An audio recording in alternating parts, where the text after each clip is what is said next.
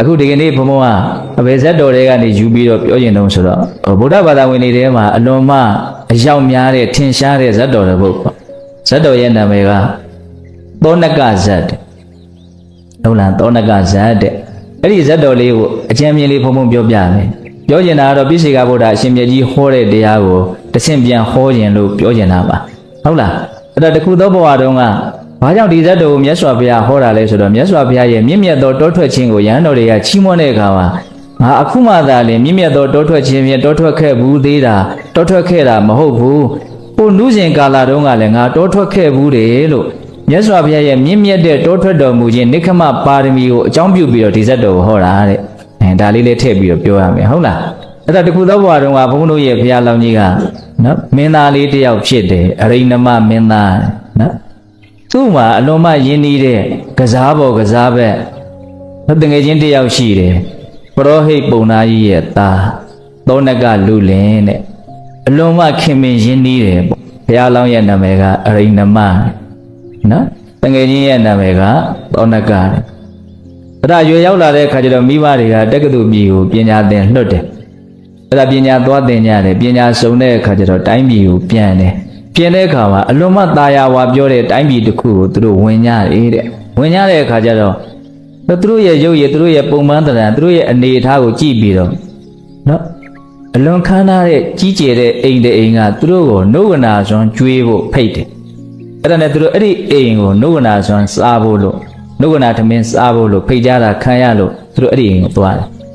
ပိုရောက်တဲ့အခါကျတော့ဒီဖျားလောင်းအရိဏမမင်းသားအတွက်အဖြူရောင်အဝတ်ကိုခင်းပေးတယ်သောနကလူလင်အတွက်တော့အနီရောင်ကိုခင်းပေးတယ်တဲ့အဲ့ဒါကိုကြည့်ပြီးတော့ဒီပရောဟိယသားဖြစ်တဲ့သောနကလူလင်ကဩငါရဲ့အရှင်အရိဏမမင်းသားဟာဒီယနေ့ရှင်ဘုရင်ဖြစ်လိမ့်မယ်နော်အဝတ်ဖြူလေးခင်းပေးတာကိုကြည့်ပြီးတော့သူဟာနော်ခေတ်စကားနဲ့ပြောရင်အတိတ်ကောက်တာပေါ့နော်ဟုတ်လားဝိဖြူလေးကဘလို့အဓိပ္ပာယ်ကိုဆောင်းတယ်လို့သူ့စိတ်ထဲမှာမြင်သွားတယ်လေဒါတော့ဘုံဘုံနားမလဲအဲ့ဒါငါရဲ့အရှင်သခင်ရှင်ပင်ဖြစ်ရင် तू ဟာတေချာပေါင်းငါ့ကိုစစ်သူကြီးယာတို့ပေးလိုက်မှာငါစစ်သူကြီးဖြစ်လိမ့်မယ်ဒီနိုင်ငံမှာဟုတ်တယ်အဲ့ဒီနေ့ကအဲ့ဒီနိုင်ငံကိုအုပ်ချုပ်တဲ့ဘုရင်နတ်ရွာဆန်သွားတာ9ရက်မြောက်နေ့ရှိပြီတဲ့သားတော်သမီးကတယောက်မှမရှိရဘူးပြီးတော့သူတို့ယဉ်ကျေးမှုသူတို့ထုံးစံအရာဘာလုပ်တုံးဆိုတော့ဖုတ်သွင်းယထာလွတ်တယ်ရှင်ဘုရင်ဖြစ်ခြင်းကထိုက်တယ်တဲ့ပုဂ္ဂိုလ်တွေကိုဒီယထာဟာသွားပါစေဆိုတော့သူတို့ရဲ့ဤပညာသူတို့ရဲ့အစီအမံတွေနဲ့ဟုတ်လားဖုတ်သွင်းယထာတဲ့နော်ဒီလိုဖုတ်သွင်းယထာလွတ်မှာကိုသူတို့ကသိနေတာတော့မဟုတ်ဘူးအဲ့ဒါနဲ့အဲ့ဒီအိမ်ကနှုတ်ကနာထမင်းလေးစားပြီးတော့နော်အလွန်မှตาရတဲ့ဥယျင်ကြီးတစ်ခုတည်းကိုသွားပြီးတော့သူတို့ကနားကြတာအဲ့လိုနားတဲ့အခါကျတော့ကြောက်ဖြာရှိတယ်အဲ့ဒီဥယျင်ထဲမှာအဲ့ဒီကြောက်ဖြာပေါ်မှာဘုရားလောင်းကနော်ပါလာတဲ့အဝတ်ကိုခေါင်းကြီးခြုံပြီးတော့အိတ်တယ်တဲ့အဲ့ဒါအနီးနားမှာသောနကလူလင်ရှိတယ်ဒါသိမကြဘူးနော်အတန်ပလန်တွေကြားတယ်ဘုလူနမိတ်ဖတ်ထားတဲ့အတိုင်းအမှန်ကန်ပဲပုသွင်းယထာရောက်လာတယ်ရောက်လာတဲ့ဘုရားလောင်းကအိပ်ပျော်နေတယ်အိပ်ရာမနိုးအဲ့တော့သောနကလူလင်ကဘာစဉ်းစားတော့ဆိုတော့ငါဒီအခြေအနေတော့တွေ့နေပြီနော်သူဘာစဉ်းစားမလဲလူတယောက်ဟာကိုစဉ်းစားတဲ့စဉ်းစားချက်ဟာကိုယ့်ရဲ့အတွင်းဓာတ်ခံငကိုအတိတ်ကာလကအခြေအနေရရပေါ်မှာမူတည်တယ်ဘုံတို့တွေးပုံမြင်ပုံလေးတွေကပင်ကိုဓာတ်ခံလေးပေါ်မှာမူတည်ပြီးတော့ရက်တည်ပြီးတော့တွေးကြမြင်ကြတာဒါကြောင့်တယောက်နဲ့တယောက်အတွေးတွေကမတူဘူးအမြင်တွေကမတူဘူးလက်သူကဘလို့တွေးတုံးဆိုတော့သေချာပေါက်သူရှင်ပင်ဖြစ်ရင်ငါစစ်သူကြီးဖြစ်တော့မှာစစ်သူကြီးဖြစ်မယ်ဆိုလို့ရှိရင်ငါဒီအနှောင်ဖွဲ့တွေကနေရုံးထွက်ဖို့အလွန်ခက်သွားလိမ့်မယ်သူလုံးဝမရခြင်းဘူးမရခြင်းဘူးလို့မြင်တာနော်တာမန်လူတွေကတော့ဘလို့မြင်မှာတော့ရခြင်းနဲ့ဒါအခွင့်အရေးလို့မြင်မှာ तू ကဒီဟာကိုအခွင့်အရေးလို့မမြင်ဘူး तू ကဘာလို့မြင်တော့ကြောက်เสียလို့မြင်တယ်ကြောက်เสียလို့မြင်တော့ဘာလို့တောင်ဆိုပုံတော့တာ तू ကအဲ့ဒါနဲ့ခြုံမုတ်တစ်ခုထဲမှာသွားဝင်တော့တာလာလေးပဲပုံနေတယ် तू ပုံနေတာကိုဒီကအိပ်ပျော်နေတာဆိုတော့မင်းသားကမသိအဲ့ဒါနဲ့ဘုဒ္ဓညထာအဲ့ဒီနာဆိုင်ဆိုင်မြဲမြဲရောက်လာတော့နောက်ကနော်သူတို့စီမံကြမယ်ပညာရှိမှတ်တွေပုံနာတွေဘာတွေညာတွေအကုန်လုံးရောက်လာပြီးတော့ခြေထောက်တွေဘာတွေလှန်ကြည့်ဟုတ်လားဟာတို့ရဲ့ နော်တိုင်းပြည်ကိုအုပ်ချုပ်နိုင်တဲ့အစွမ်းရှိတဲ့ပုဂ္ဂိုလ်ပဲဆိုတော့ဝမ်းမြောက်ဝမ်းသာအဲ့ဒီနားတယ်အဘိဓိတ်သွန်းပြီးတော့တခါတည်းနော်ရှင်ဘုရင်ဖြစ်မြောက်ကြတယ်တင်မြောက်ကြတယ်ဘုရားလောင်းကလည်းမေးပါတယ်နော်တင်တို့ရဲ့ဘုရင်ကဘာဖြစ်လို့တော့မရှိတော့ဘူးအဲ့လိုဆိုရင်ဟုတ်ပြီဆိုတော့သဘောတူညီမှုရစီးစိမ်ကအလွန်ကြီးတဲ့အတွက်ကြောင့်ဘုရားလောင်းကနော်သူနဲ့အတူတူလာတဲ့တစ်ချိန်လုံးတစ်သက်လုံးအတူတူလည်းပင်ဖက်ကြီးလာတဲ့သောဏကလူလင်ကိုအမှတ်ကိုမရတတိမေ့နေတာဘယ်လောက်ကြောင်ဆိုနှစ်ပေါင်း40လောက်တတိမေ့နေတယ်တဲ့အံ့ဩစရာနော်ဟုတ်လားဒါကြောင့်စီးစိမ်ဆိုတာအားလုံးကိုမေ့စေတယ်ဒီလိုကောက်ချက်လဲဆွဲလို့ရဟုတ်လားမေ့သွားနော်သူမေ့သွားလဲအမေကောင်းမယ်ဟိုကအဲ့တော့အကုန်လုံးပြန်သွားကြပြီနော်မင်းသားကိုနော်ပင့်ပြီးတော့ပြန်သွားကြပြီဆိုတော့သူ့ရင်ထဲမှာသူတယောက်တည်းပဲကြံတယ်အဲ့ဒါကြောက်ဖြာကြီးကိုထိုင်ပြီးအဲ့ဒီနားရင်ပိစေကဗောဓိဉာဏ်ကိုရတယ်အလွန်ပါရမီထူးတဲ့ပုဂ္ဂိုလ်ဘာလို့ကြည့်ပြီးတော့ပိစေကဗောဓိဉာဏ်ကိုရတော့ဆိုတော့ဒီတတော်မှာရှိတဲ့ကျွေနေတဲ့သိရွက်တွေမြင်ခွင်းရောနော်အခုမှဝေဝေစာသာထွက်နေတဲ့ဖူးနေတဲ့သိရွက်လေးတွေရှိတယ်လို့ရင့်ရောပြီးတော့အောက်မှာကျွေးကြနေတဲ့သိရွက်တွေလည်းရှိတယ်ဒါတွေကအလွန်လေးနက်တဲ့အကြောင်းအရာတွေကိုပြောပြနေတယ်လို့ဆိုမယ်ဆိုရင်လည်း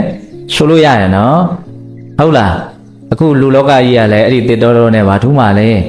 နော်ငယ်ငယ်ရွယ်လေးတွေရှိတယ်မွေးဖွားကစားလေးတွေရှိတယ်ရင့်ရောကျွေတော့မဲ့အရွယ်လေးတွေရှိတယ်ကျွေနေတာတွေလည်းသင်္ချိုင်းသွားကြည့်ပေါ့အများကြီးပေါ့ဟုတ်လားကျွေပြီးတော့မြေရွေးဖြစ်သွားတာတွေလည်းသင်္ချိုင်းမှာအများကြီးပေါ့ဟုတ်လားလောကကြီးတစ်ခုလုံးကိုခြုံကြည့်လိုက်မယ်ဆိုရင်အဲ့ဒီတစ်တော်ကြီးနဲ့ဘာထူးမလဲအမထူးအဲ့ဒီတစ်တော်ကဟောလိုက်တဲ့တရားကိုနားထောင်ပြီးတော့ဒုက္ခနာရဲ့သဘာဝလောကရဲ့သဘာဝကိုသူနားလည်သွားတယ်ဘလို့နားလည်မှာတော့ချင်းရဲလို့နားလည်တာပဲပိစေကဗုဒ္ဓတွေတရားသူတရားမြတ်ရတယ်ဆိုလဲဒီတရားပဲသစ္စာလေးပါးသိတာပဲသူမှမပြောဘဲနဲ့သိတာဟုတ်လားတမန်တန်ဗုဒ္ဓဘုရားတို့ကြတော့သူဟာဘယ်သူမှမပြောဘဲနဲ့သိတဲ့အပြင်သိတဲ့အတိအရလဲအလုံးပြည့်စုံတယ်သိတာကိုဘလို့ပြန်ပြောရမလဲဆိုတာလဲသိတယ်တူချင်းဒီတယောက်ချင်းစီကိုအဝင်ကညာဖြစ်အောင်ပြောနိုင်တဲ့စွမ်းရည်လဲပါတယ်ယောဂီတို့မတတိုင်းရွတ်နေတဲ့တပ္ပယုတဉာဏ်တော်အစွမ်း၃ပါးဆိုတာအဲ့ဒါတမ္မာတန်ဗောဓိဉာဏ်ကိုရတဲ့ပုဂ္ဂိုလ်တွေမှပိုင်ဆိုင်တဲ့အစွမ်းပေါ့ပိစေကဗောဓိဉာဏ်ကိုရတဲ့ပိစေကဗုဒ္ဓတွေကြတော့အဲ့ဒီလောက်ထိသူတို့ရဲ့ဉာဏ်ကမမြင့်ဘူးပေါ့နော်သစ္စာ၄ပါးကိုသိကြတာတင်တော့အတူတူပဲဟုတ်လားအဲ့ဒါနဲ့သူပိစေကဗုဒ္ဓဖြစ်သွားတဲ့အခါကျတော့အဲ့ဒါနန္ဒမူလှိုင်းကိုကြွသွားတယ်တဲ့နန္ဒမူလှိုင်းကိုကြွသွားပြီးတော့သူဘယင်ကြီးကိုအမှတ်ရတယ်သူ့ရဲ့တစ်ချိန်ကအရှင်သခင်ဖြစ်ခဲ့မှုတဲ့အရိဏမသတို့သားမင်းသားကိုသူအမှတ်ရတယ်ဒါပေမဲ့ तू ကသိတယ်နော်တကောဘိညာဉ်နဲ့လည်းပြည့်စုံတဲ့နော်ပုဂ္ဂိုလ်လူကြီးတွေဆိုတော့သိတယ်ဒီချိန်သွားလို့ကတော့အဖင်မပြေသေးဘူးငါ့ကိုလည်းမေ့နေတာဒီချိန်ဘာပြောလို့မှနားဝင်မှာမဟုတ်ဘူးနော်ဒီချိန်မှာဘာပြောလို့မှပေါက်မှာမဟုတ်ဘူးပေါ့ဟုတ်လားအဲ့ဒါနဲ့အချိန်စောင့်နေတယ်ဘယ်လောက်ကြာသွားတော့ဆိုတော့နှစ်ပေါင်း50ကြာသွားတယ်တဲ့စောတော်ဟိုရှင်မင်းမေ့နေတာကနှစ်ပေါင်း40လောက်မေ့နေတယ်နှစ်ပေါင်း40ကျော်လောက်ကျော်သူတတိရတယ်ဟာငါသောဏကတငယ်ချင်းရှိတယ်ဘယ်ရောက်နေလဲမသိဘူးတတိရတော့သူ့မှာသားတွေသမီးတွေကတော်တော်တောင်ကြီးနေပြီဟုတ်လားအဲ့ဒါနဲ့သူကတတိယရတာနည်းနည်းရတာမဟုတ်ဘူးတစ်ချိန်တော့အကြောင်းအရာတွေကတကယ်ကိုယင်ထဲမှာစွဲနေတဲ့အခါကျတော့အကုန်လုံးသူလုံးဝမေ့လို့မရမေ့မရတဲ့အခါကျတော့သူ့ယင်ထဲမှာဒီဥစ္စာကနဂီတသံအနေနဲ့ထွက်လာတယ်ငါမှတစ်ချိန်တော့သောဏကဆိုတဲ့တငယ်ချင်းတယောက်ရှိတယ်ငါတော့ဒီမှာတော်တော်အဆင်ပြေနေတယ်သောဏကအဆင်ပြေလားမသိပါဘူးသောဏကဘယ်ရောက်နေလဲမသိပါဘူးအဲ့ဒါလေးကိုသူခဏခဏရွတ်ဆိုတယ်ပေါ့နောက်တော့အဲ့ဒါလေးကတချင်းအဖြစ်နဲ့နောက်တနိုင်ငံလုံးမှာပြန့်ဘီရင်ကြီးနှစ်သက်မြတ်နိုးတဲ့တချင်းဆိုတော့လူတိုင်းလဲဆိုရတဲ့ဟုတ်လားသောဏကရှာပုံတော်ထွက်တာကိုဘာနဲ့ထွက်တာတော့တချင်းနဲ့ထွက်တယ်နော်ဘယ်သူမှသူ့မှာသောဏကတငယ်ချင်းရှိတယ်ဆိုတော့အဲ့တိုင်းပြည်ကမသိဘူးသူတို့ကတခြားတိုင်းပြည်ကပဲလေဒီမှာလမ်းကြုံရင်းနဲ့ဝင်ပြီးတော့ဘယင်ဖြစ်နေတာကံကြမ္မာတွေကလည်းမျိုးမျိုးပါဟုတ်လားအဲ့ဒါနဲ့နှစ်90ပြည့်ပြီဆိုတော့ပိစေကဗုဒ္ဓရှင်မြတ်ကဒီချိန်သွားပြီးတော့ပြောမယ်ဆိုရင်တော့တရားဟောမယ်ဆိုရင်တော့အသိဉာဏ်ကိုရနိုင်ကောင်းတယ်ငါသွားပြီးတော့ကြိုးပမ်းအထုတ်ကြည့်မယ်ဆိုပြီးတော့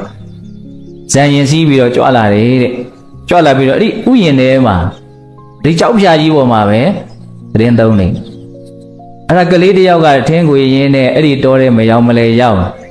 ပြီးတော့ तू ကဘာဆိုတော့စောတော့ဘယင်ကြီးသဘောကျတယ်ဆိုတဲ့တခြင်းသောဏကဘယ်ရောက်နေလဲမသိဘူးင ငါတော့အရှင်ပြေတယ်သောနကအရှင်ပြေလားမသိဘူးသောနကကိုသိတဲ့လူနော်သောနကဘယ်မှာရှိတယ်လို့ကြားတဲ့လူကိုငါအတပြားတရားပေးမယ်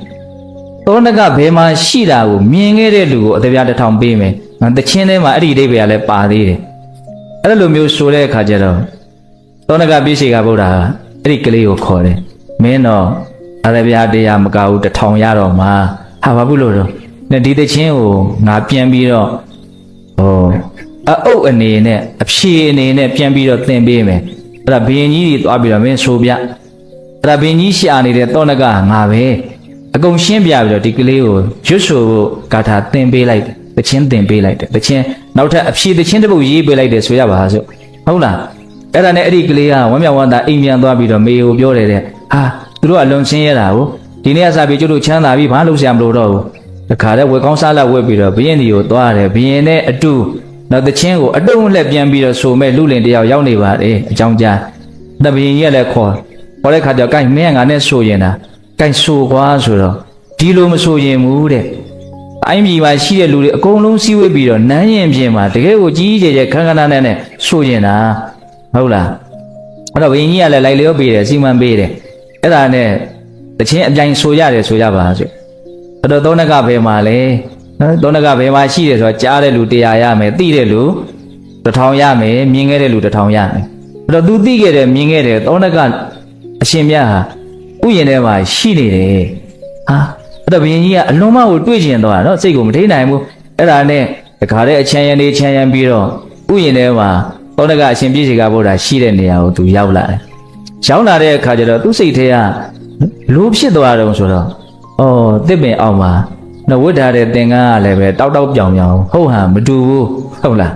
နော်အချို့အစားဘာဒီမျိုးမျိုးနဲ့ဖြစ်မယ်လို့ထင်ပါတယ်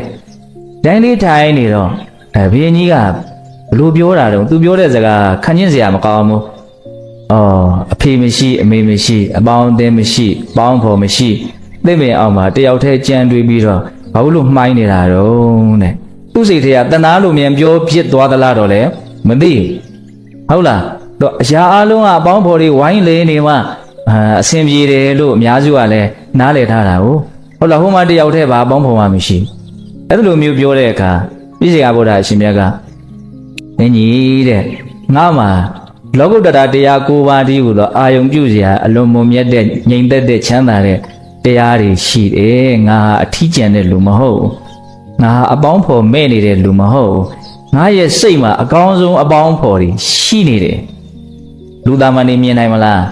မြင်နိုင်မှုနော်တိုင်းပြည်ကိုမတရားသဖြင့်အုပ်ချုပ်မယ်ဆိုရင်တော့သင်သားလင်အထီးကျန်တဲ့လူဖြစ်မှာတဲ့တကယ်လို့သင်မကောင်းသဖြင့်အုပ်ချုပ်မယ်ဆိုရင်ဘယ်ရှင်ကိုပြန်ဆိုတာနော်အဲ့ကြတော့မှဘုရင်ကြီးကတခါတည်းဒီသောနကပြည့်စေကဗုဒ္ဓရှင်မြတ်ရဲ့ခြေရင်းမှာတော့ထိုင်ပြီးတော့သူရှောက်เสียရှိတာတွေရှောက်ကြပြောเสียရှိတာတွေပြောရတာပေါ့အဲ့လိုပြောရင်းနဲ့သောနကပြည့်စေကဗုဒ္ဓရှင်မြတ်ကဘာပြောတော့ဆိုတော့ဒီယဟန်တို့ရဲ့ချမ်းသာခြင်းတရား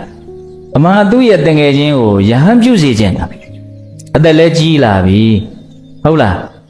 ပုံမူကောင်းမွန်တဲ့ချမ်းသာကိုရှာဖွေစေခြင်းဒီမထူးတဲ့နေရာတွေမှာနေပြီးတော့ချိန်ကုန်သွားတာမျိုးမဖြစ်စေချင်ဘူးအဲ့ဒီနေရာတော့ဘာမှမထူးတော့ဘူးရှေ့ဆက်ဘာမှလည်းတွေ့တဲ့အကြောင်းလည်းမရှိတော့ဟုတ်တယ်မဟုတ်လားနောက်တက္ကကြီးတွေအသက်ကြီးတဲ့တက္ကကြီးတွေအဲ့ဒါစဉ်းစားရှေ့ဆက်ဘာမှတွေ့တဲ့အကြောင်းမရှိတော့ဘူးဟုတ်လားထူးတာတွေ့တာတော့ထူးတာကောင်းတာကိုဘုန်းတို့ရှာဖို့အတွက်ဘာလို့မှတော့ပြောင်းလဲရတယ်ဟုတ်လား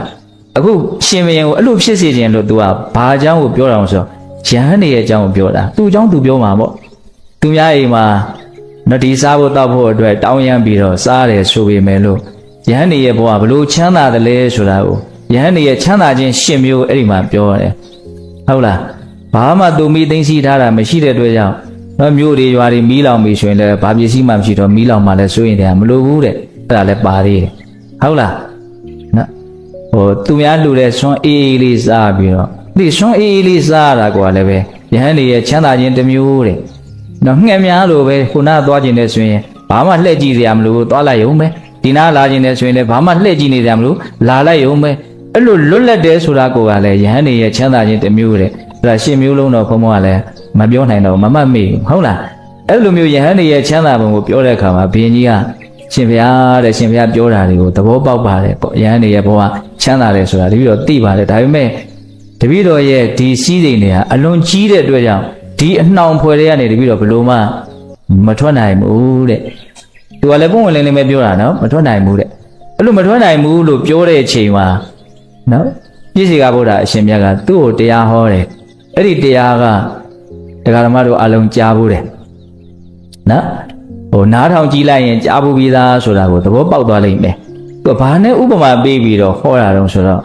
နော်ဆင်းသေးကောင်ပေါ်မှာစီးလိုက်သွားတယ်ကြီးတကောင်နဲ့ဥပမာပေးတာကြားဘူးပြီမို့လားဘုံကလေးတုန်းကရက်ထောင်ရက်လဲတရားစာအုပ်တွေအမျိုးမျိုးရှိတယ်နော်ရွာဘုန်းကြီးကျောင်းမှာအဲ့ဒါဥပုံနေတို့ဘာလို့ဆိုရင်ဥပုပ်တဲ့ဖွားကြီးတွေကိုဘုံကိုရင်ပေါက်စားစာဖတ်ပြတယ်သူတို့ကလည်းမြောက်ပေးတယ်ကိုရင်ဖတ်ပြတာရန်နာထောင်လို့ကောင်းတာပဲတခါတဲ့ကြွကြွနဲ့ဥပုံနေကိုရောက်ချင်တယ်နော်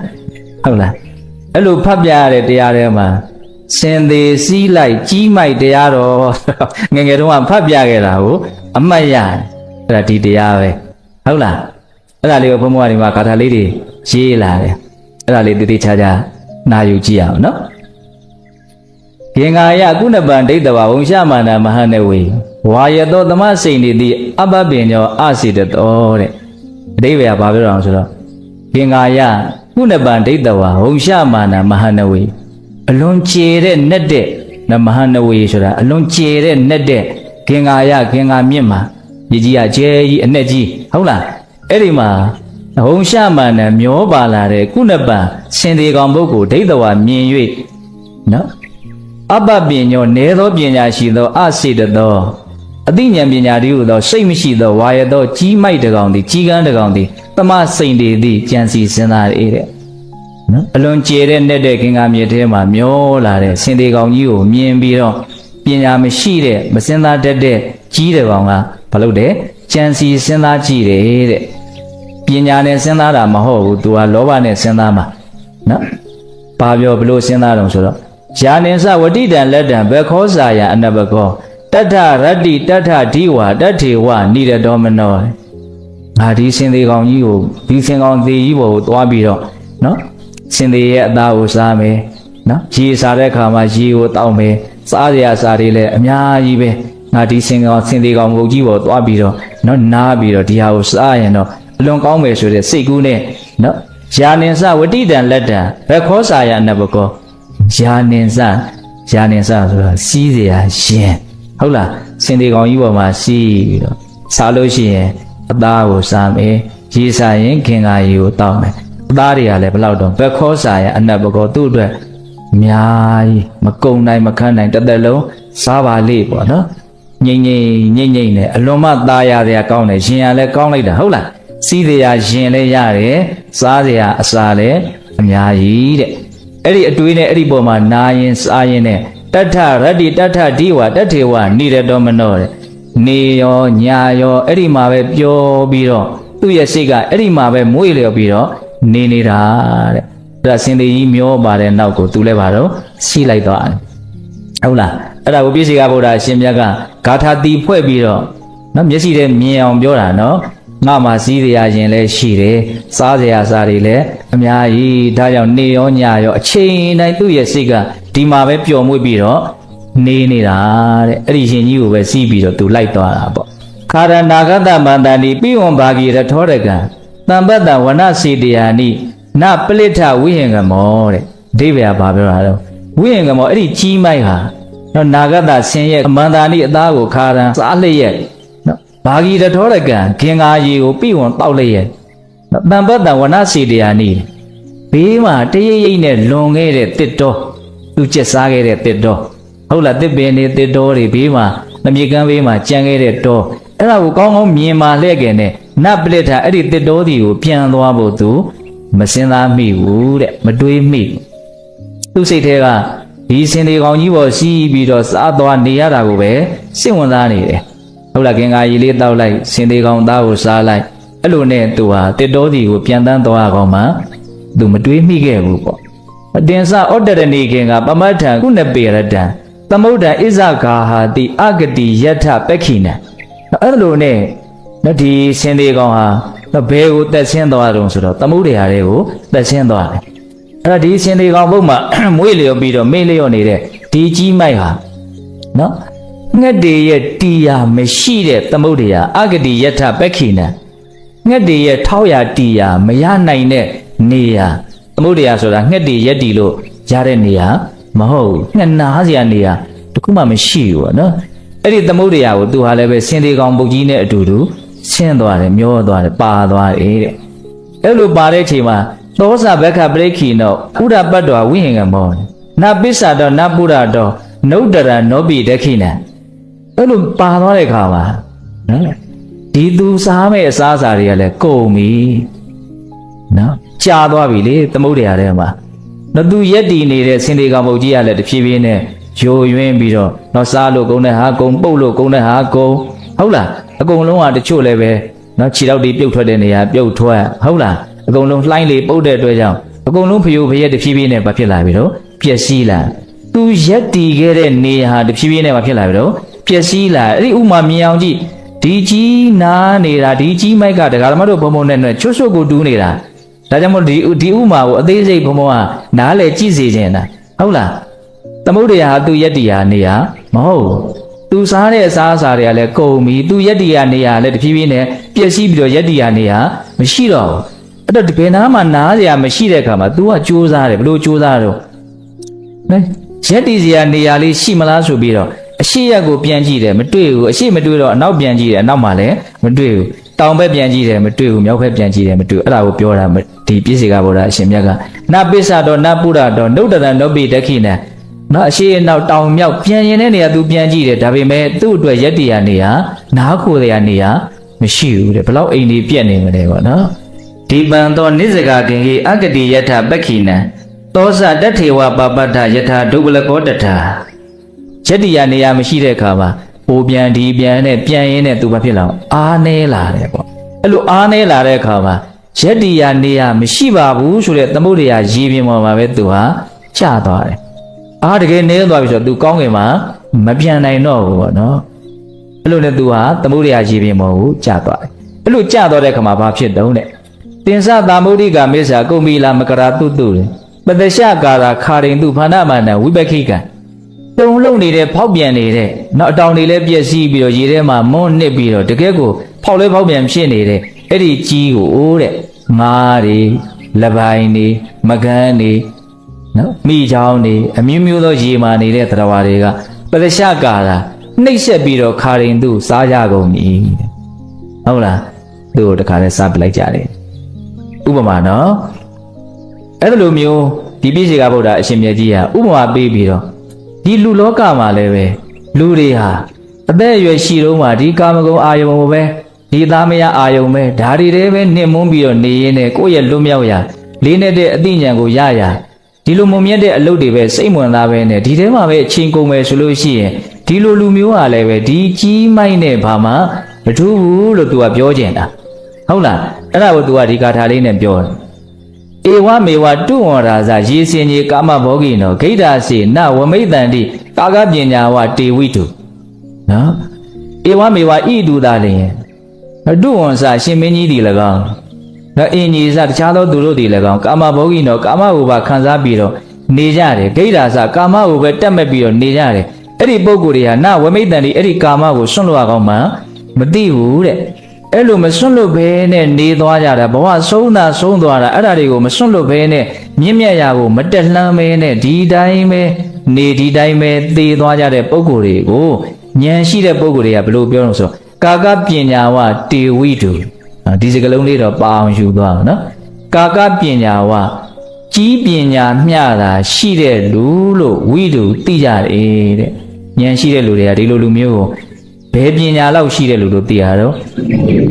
ကြီးအုံနောက်လောက်ပဲရှိတာပေါ့ပြောရင်တော့ပို့ပြီးတော့ရှင်းအောင်ပြောရဟုတ်လားဘာအုံနောက်ကြီးအုံနောက်နော်ဟုတ်လားစဉ်းစားကြည့်အဲ့တော့စောစောတုန်းကပြောခဲ့တဲ့ဒီဥပမာလေးကအသေးစိတ်ပြန်ပြီးတော့တွေးကြည့်ဟုတ်လားဘုန်းတို့လည်းပဲကိုယ့်ရဲ့ထောက်ရတီယာကိုရှာဖွေလို့ရတဲ့အချိန်တုန်းကမရှာဖွေခဲ့ဘူးဒီကြီးဟာတစ်တော်ကိုမြင်ခဲ့တယ် မြေကမ်းဘေးမှာရှိတဲ့စိတ်ညို့နေတဲ့တစ်ပင်ပေါင်းများစွာသူနားခွေရသူကျက်စားရသူ့အတွက်ဒုက္ခမရောက်မဲ့နေရသူပြန်တန်းမယ်ဆိုရင်ပြန်တန်းခွင့်ရခဲ့တယ်သူပြန်တန်းခဲ့သလားအပြန်တန်းခဲ့ဘူးအဲ့လိုပဲလောကမှာတချို့လူတွေဟာကိုယ့်ရဲ့ထောက်ရတရားကိုယ့်အတွက်အားကိုးရကိုရှာမယ်ဆိုရင်ရှာလို့ရတဲ့အခြေအနေကောင်းတွေကိုပိုင်ဆိုင်ခဲ့ဘူးတယ်သို့တော့ရှာခဲ့သလားမရှာခဲ့ဘူးသူ့ဘယ်မှာနေခဲ့တာတော့ဆင်းသေးကောင်းပေါ်မှာပဲနေခဲ့တာငိမ့်နဲ့ရင်ကောင်းလေးစီးပြီးတော့ဟုတ်လားအစားကောင်းလေးစားပြီးတော့ဒီလိုနဲ့ပဲသူသွားတာနော်အဲ့လိုနဲ့သူတဖြည်းဖြည်းနဲ့သူ့အတွက်ထောက်ရတရားမရှိတဲ့နေရာတွေကိုရောက်သွားနေတယ်ဆိုတာကိုသူမြင်သလားမမြင်ဘူးအဲ့တော့ဘုံဘုံကဒီဟာကိုကိုယ့်အတွက်ထောက်ရတရားမရှိတဲ့နေရာကိုတဖြည်းဖြည်းနဲ့ကိုဟာသွားနေရတယ်ရောက်နေရတယ်ဆိုတာဘာကိုတွေးမိတုံးဆိုတော့သေခြင်းတရားပေါ့သေခြင်းတရားဟာဉာဏ်မရှိတဲ့လူတွေအတွက်ထောက်တရားရမှာမဟုတ်ဘူးဉာဏ်ရှိတဲ့ပုဂ္ဂိုလ်အတွက်ကတော့ကိစ္စမရှိဘူးဉာဏ်မရှိတဲ့ပုဂ္ဂိုလ်အတွက်ကတော့သေခြင်းတရားထောက်တရားမဲ့တဲ့နေရာတစ်ခုလို့ထင်တယ်နော်ငှက်တကောင်အတွက်သမုဒ္ဒရာထောက်တရားမဲ့တဲ့နေရာပဲဟုတ်လားအသိဉာဏ်မရှိတဲ့ပုထုဇဉ်မိုက်တွေအတွက်လည်းပဲသေခြင်းတရားဟာထောက်တရားမဲ့တဲ့နေရာတစ်ခုလို့မြင်အောင်ကြည့်တာကိုသိလဲအထင်ကြီးမနေနဲ့နော်ဟုတ်လားစိတ်ကူးလေးနဲ့သိဆုံးရမယ့်အနေအထားလေးကိုနိကကရောက်ကြည့်အရှင်ပြေဖို့များလားမပြေဖို့များလားအဲ့ဒါပဲအထောက်တရားမရအောင်နော်ကိုယ်စိတ်ထဲမှာရက်တရားရဖို့မလွယ်ဘူးပြက်တော့မတည်းဥစ္စာကြီးဟုတ်လားဒါကြီးကကိုအမျက်နှိုးဆုံးအရာကြီးကိုဖက်ထွက်ထားမှုအကြီးဆုံးအရာကြီးဒါကြီးမဖြစ်တော့မလို့ဖြစ်တော့မယ်အဲ့ဒီအချိန်မှာကိုယ့်ရဲ့စိတ်ဟာဘာကိုဆုပ်ကင်ပြီးတော့ဘာကိုအားကိုးပြီးတော့တည်ငြိမ်မှုရအောင်လုပ်မလဲချမ်းသာမှုရအောင်လုပ်မလဲအဲ့ဒီတည်ငြိမ်မှုချမ်းသာမှုနဲ့အဆုံးသတ်နိုင်မှတော့ကောင်းမွန်တဲ့ဘဝတစ်ခုဘုံတို့ထပ်ပြီးတော့ဖြစ်နိုင်မှာနော်ဟုတ်လားမတည်ငြိမ်မှုမချမ်းသာဘူးပူလောင်နဲ့ပဲသွားမယ်ဆိုရင်တော့ဒီကြီးကန်းကိုငားလိမ့်မကန်းတွေကအမျိုးမျိုးရွှဲပြီးတော့ဖြက်ရက်ပြီးတော့စားလိုက်ကြတယ်လို့မျိုးဘုံတို့ဘောဟာလည်းပဲတော့ကိလေသာကတော့အကြီးကျယ်စားတော့ဝါမျိုးတာကိုခံရပြီးတော့မကောင်းတဲ့ဘဝယုံညံ့တဲ့ဘဝတွေကိုပဲကြောက်သွားဖို့ဖြစ်နေတာဟုတ်လားအဲ့ဒီအနေအထားလေးကိုဘုန်းတော်ကဘာလို့ဖို့လို့တော့နှိုင်းရှင်ပြီးတော့မြင်ဖို့လို့တယ်ဟုတ်လားတော့ဒီနောက်ဆုံးစကားလေးကိုဘုန်းတော်ကမှတ်မိစေချင်တာနော်ဒီကာမကိုပဲသုံးဆောင်ပြီးတော့ဒီကာမကိုပဲမစွန့်နိုင်မဲနဲ့ဘဝဆုံးသွားကြတဲ့ပုံကိုယ်တွေကိုဘာပညာလောက်ပဲရှိတဲ့လူလို့ပညာရှိတွေကသိကြတာတော့ကြီးပညာလောက်ပဲရှိတာဟုတ်လားကြီးပညာလို့သုံးတယ်နော်ကာကပညာဝတေဝိတုနော်အဲ့ဒီအတိပ္ပယ်လေးကိုဘုန်းဘုန်းတို့မန္တလေးသတော်ဘုရားကြီးကမဂ္ဂဒေဝလင်္ကာထဲမှာထည့်ပြီးတော့ရေးတယ်အလွန်ကောင်းတယ်ဒီလင်္ကာလေးကိုရကျက်နိုင်မယ်ဆိုရင်တော့တော်တော်ကောင်းမယ်ရွတ်လို့လည်းတော်တော်ကောင်းပါလေကြီးနဲ့မိုက်ခေါင်စင်သေးကောင်ထက်တောင်ကိုမလန့်ကန်းကိုမတဲ့အပုတ်မဲ့၍စီးလေစားကလိုက်လေပါကသူဘိုးတော်မှပျောင်မြောက်နေသေးတယ်ဟုတ်လားကြီးနဲ့မိုက်ခေါင်စင်သေးကောင်ထက်တောင်ကိုမလန့်ကန်းတို့မတဲ့အပုတ်မဲ့၍စီးလေစားကလိုက်လေပါကဘာလို့ကန်းကိုမတက်တာတော့အပုတ်မဲ့နေလို့နော်တောင်ကိုမလန့်ကန်းကိုမတက်အပုတ်မဲ့၍စီးလေစားကလိုက်လေပါကသမုဒ္ဒရာရောက်ဆိုင်လှိုင်းဝဲရိုက်၍ရေနိုင်မွန်းနေငါးသာဖြစ်သူစင်စစ်မှတ်ဆောင်လူတို့ပေါင်းတွင်အိမ်တောင်ဝတ်ထဲသေအောင်ဆွဲ၍စကလုံးကပြင်းနော်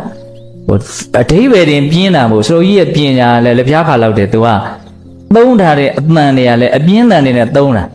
ဂရုတန်တွေဂောသတန်တွေအများကြီးပါအောင်ထည့်ပြီးတော့ရေးတာနော်အိမ်တောင်ဝတ်ထဲသေအောင်ဆွဲ၍ရွတ်ရတာကောဆိုအားရပါရရှိအဓိပ္ပာယ်တွေမကဘူးအတန်မှာကောင်းအောင်ရေးတာအဲ့လိုတွေပါခံစားစေချင်တာဘုံဘွားဟုတ်လားနော်ကြီးနဲ့မိုက်ခေါင်စင်သေးကောင်ထက်တောင်ကိုမလန့်ကန်းတို့မတဲ့အပုတ်မဲ့၍စီးလက်စားကလိုက်လေပါကသမုဒ္ဒရာရောက်ဆိုင်လှိုင်းဝဲရိုက်၍ရေနိုင်မွန်းနှင့်ငါးသာဖြစ်သူစင်စစ်မတ်ဆောင်လူတို့ဘောင်တွင်အိမ်အောင်ဝတ်ထဲသေအောင်ဆွဲ၍အမြဲနေညာသားမယားနှင့်ခံစားကာမှာလူထိုမျှတို့ကာကပညာကြီးပမာဟုမဟာဝိတုမြတ်တံဗုဒ္ဓရွှေနှုတ်လစ်ချွေဟောခဲ့ပေ၏နော်မဟာဝိတုမြတ်တံဗုဒ္ဓဆိုတာဘုရားကိုပြောတာမဟာဝိတုဆိုတာဝိတုဒ္ဓိကိုဗမာမှုလေးပြုပြီးတော့ရေးတာနော်မဟာဝိတုဆိုတာအလွန်ကြီးမားတဲ့စင်ကြယ်မှုပိုင်ရှင်ပေါ့အလွန်ကြီးမားတဲ့စင်ကြယ်မှုရှိတဲ့မြတ်တံဗုဒ္ဓဆိုတာတန်ဗုဒ္ဓဆိုတာသမတန်ဗုဒ္ဓကိုရည်ညွှန်းတာပေါ့နော်အလွန်စင်ကြယ်တော်မူတဲ့ဘုရားဆရှိတဲ့သူတော်ကောင်းကြီးတွေကနော်သေသည်အထိဒီကာမတော်ထဲမှာပဲချိန်ကုန်သွားတဲ့ပုံကိုယ်တွေကိုနော်ဘာလို့ပြောတာတော့ကာကပညာကြီးပမာဟုဒီလိုလေးသူကထည့်ပြီးတော့ရေးရနော်ဒီလင်္ကာလေးမျိုးကိုရအောင်ကြက်ထားရင်အလွန်ကောင်းမှာဟုတ်လား ကြီးနဲ့မိုက်ခေါင်ရှင်သေးကောင်ထက်တောင်းဝမလန်ကန်းသူမတဲ့အပုတ်မဲ့၍စီးလက်စားကလိုက်လေပါကသမုဒ္ဒရာရောက်ဆိုင်လှိုင်းဝဲရိုက်၍ရေနိုင်မွန်းနှင့်ငါးသာဖြစ်သူစင်စစ်မှတ်ဆောင်လူတို့ပေါင်းတွင်အိမ်တော်ဝတ်ထဲသေအောင်ဆွဲ၍အမြဲနေညာသားမယားနှင့်ခန်းစားကာမလူထုမြတို့ကာကပညာကြီးပမာဟုမဟာဝိတုမြတ်တံဗုဒ္ဓရွှေနှုတ်လှစ်ချွေဟောခဲ့ပြီတဲ့နော်မကားတွေကသင်္ဃာထဲမှာနော်ဒီဇတ်တော်ရဲ့ဒီအဓိပ္ပာယ်လေးတွေကိုကြည့်ပြီးတော့ဆိုတော်ဘုရားကြီးကရေးပြီးတော့ထည့်တာဟုတ်လားအဲ့လိုမျိုးနော်အရိဏမမင်းကြီးကိုတောဏကပြည့်စေကဗုဒ္ဓအရှင်မြတ်ကနော်တရားဟောတယ်အဲ့လိုတရားဟောတော့လည်းပဲ तू ကဘာပြန်လျှောက်တော့ဆိုအရှင်ဘုရားဘယ်လောက်ပဲဟောတပည့်တော်စီးစိမ်တွေကြီးလွန်းတယ်တန်ရောစင်တွေများလွန်းတယ်ဒီဟာကိုတပည့်တော်ဖြတ်တောက်ပြီးတော့မထားခဲ့နိုင်ဘူးဟုတ်လားအဲ့လိုမျိုးပဲညင်းဆန်တယ်ညင်းဆန်နေတဲ့ခါကျတော့တောဏကပြည့်စေကဗုဒ္ဓအရှင်မြတ်ကမင်းကြီးတဲ့တခွန်းပြောမယ်နှစ်ခွန်းပြောမယ်သုံးခွန်းတော့မပြောတော့နဲ့တဲ့ပြောလွန်းလို့ရှိရင်ကျွန်းလို့ဖြစ်လိမ့်မယ်တဲ့ဟုတ်လားနော်မင်းတိုင်းနဲ့မင်းကန်လို့ပြောကျင်တာဟုတ်လားဘာလို့ခခရရပြောနေမှာတော့သူမလုပ်လည်းမတတ်နိုင်ဘူးလို့အဲ့လိုမျိုးပြောကျင်တာဟုတ်လားတခွန်းပြောတယ်နှစ်ခွန်းပြောတယ်သုံးခွန်းဆိုရင်များသွားပြီကျွန်းလို့ဖြစ်တတ်တယ်တဲ့ပြောမနေတော့ဘူးပေါ့ဟုတ်လားအဲ့လိုမင်းရှိပြီးတော့တခါလဲရုံးဆိုကောင်းငယ်ကနေပြန်သွားတယ်ဒါခြေဘွားမှာကတ်နေတဲ့မြူမုံဘရင်ကြီးရဲ့ခေါင်းမို့ကိုကြအောင်ဖန်တီးခဲ့တယ်တဲ့ဒီလိုဒီအဆုံးသက်ကလေးတွေကိုအဲ့လိုခဏခဏတွေ့ရတဲ့ဇတ်တော်တွေမှာအဲ့ဒီကြတော့မှအော်ငါထက်အမျိုးဆက်နှိမ့်တဲ့ဒီသောဏကလူလင်ကဒီလေးလံတဲ့ခန္ဓာကိုယ်ကိုကောင်းငယ်မှာတည်ဆောင်ပြီးတော့ပြန်သွားသူ့ခြေတော်မှာကတ်နေတဲ့ဖုံကငါခေါင်းပေါ်ကြဟာနော်အဲ့ဒါသူတော်တော်ထိသွားရောနော်စောတော်ကချော့ကမော့ကပြောနေတာကတရားမရဘူးသိလားအဲ့ဒီလောက်ရက်ကသူ့ကိုတရားရစီတယ်ဗျာဟုတ်လားအဲ့ဒါနဲ့မဖြစ်ဘူးတဲ့ငါလည်းပဲဇံပင်ញင်ရအောင်လုပ်မယ်ဆိုပြီးတော့နော်နိနာမှာရှိတဲ့မူမတ်တွေကိုနော်ငါဓာရီအကုန်လုံးကိုစွန့်ပြီးတော့ငါယသိဝတ်တော့မယ်ဟိမန္တာသွားတော့မယ်ဒါကြောင့်ဒီတိုင်းပြည်ဒီထီးနှန်းကိုအပ်ဖို့အတွက်ငါသားဒီကာဟုကိုသွားခေါ်ကြည့်သူ့မှာသားတစ်ယောက်ရှိတယ်အတူချုပ်ပြောရရင်တော့အဲ့ဒီဒီကာဟုကိုထီးနှန်းစည်းစိမ်အပ်ပြီးတော့ဒါသူယသိဝတ်ပြီးတော့သူဇံပင်ញင်ရသေးတဲ့အခါကျတော့ဗြဟ္မပြည်ကိုလာရတယ်ဆိုပြီးတော့ဒါ